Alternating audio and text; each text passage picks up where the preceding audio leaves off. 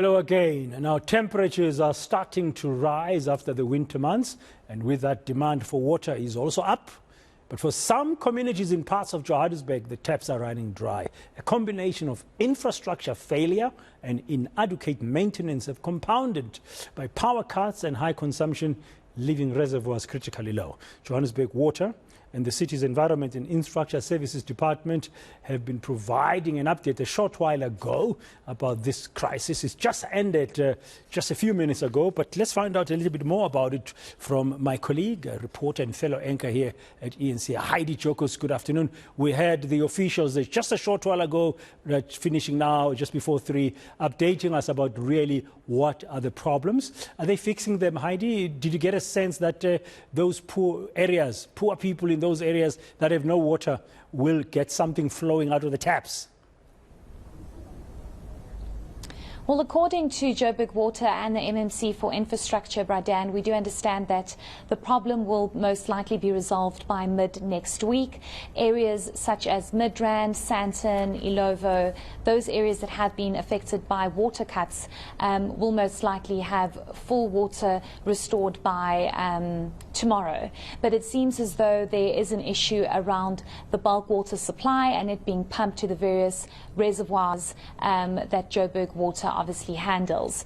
I do not think that it was a satisfactory explanation. A number of questions were posed, but according to Joburg Water, there has been a very high demand of water supply, especially moving into spring and warmer season.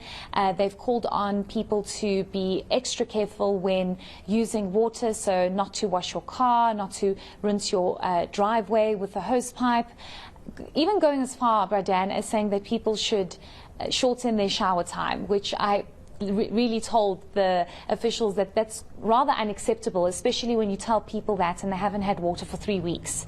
That becomes a very huge challenge. But the officials here are saying that they really are trying their very best to sort out the issues, but it's got to do with a lot of stakeholders. It's not just Joburg Water. They have to obviously have discussions with Rand Water, and it's a number of factors at play. I think what's alarming, though, is that 24% of water is physically lost due to burst pipes, water leaks, underground leaks that they aren't seeing.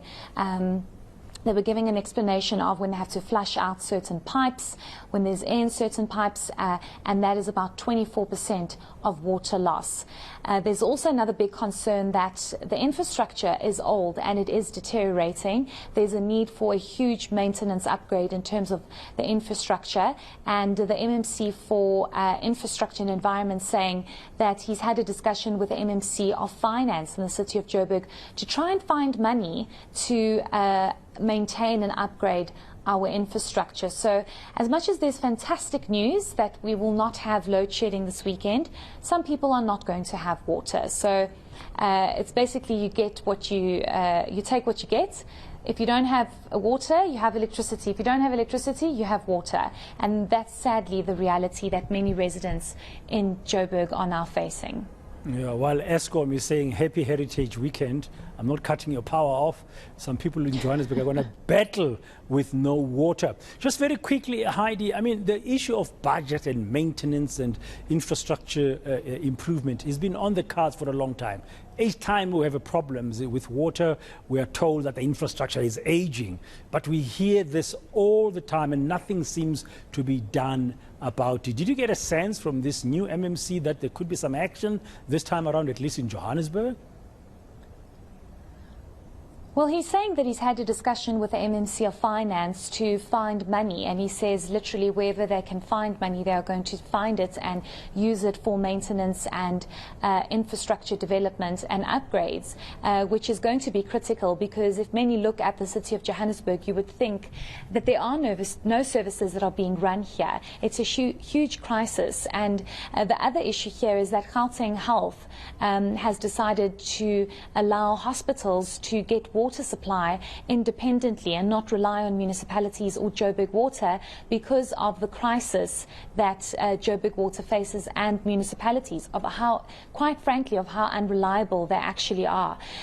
I might have the figure wrong, but I think I heard the Joburg Water officials saying that it's about 430 million rand that has been set aside to start building their own bulk water supply and additional reservoirs, probably because they don't want to be so dependent on Rand Water when there are issues like this, because if it needs to come from Rand Water and there's stage 6 load shedding or whatever the case might be, there's obviously a ripple effect to how water gets into our taps and into our homes. So there does seem to be an effort to get all of this, but it's one thing to say it and another thing for things to actually be done. And I think the sentiments from residents really echoed through this week. I know my colleague Mangoba Mkunu was out yesterday in Tembisa. Aviwe Mtila was in Sakane. We were at a number of hospitals, and water is life. You can find a way to maneuver around no electricity, but not having water is a very big challenge. Yeah, thank you very much, Heidi. Watch that banner behind you. It mustn't fall on your head now. Thank you very much, Heidi Giokos, outside the Joburg Water there. You know, thank you very much, Heidi. That I was just wondering, I'm seeing there on that banner, it says a world-class African city. You tell somebody without water today in Johannesburg that they live in a world-class African city. You tell a resident of Diepsloot today who's facing gunshots every day in their lives that they live in a world-class African city. There is nothing world-class about Johannesburg today.